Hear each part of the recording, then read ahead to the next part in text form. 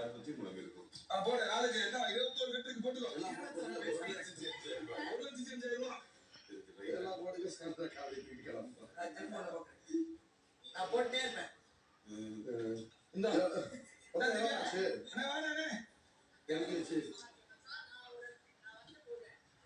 ஆமா thank you sir. என்ன இது நான் போகும்போது ரொம்ப ஸ்ட்ரிக்டா இருந்தாங்க. ஸ்ட்ரிக்டா இருந்தா சரி மொத்தமா போட்டு இன்னும் போட்டுங்க.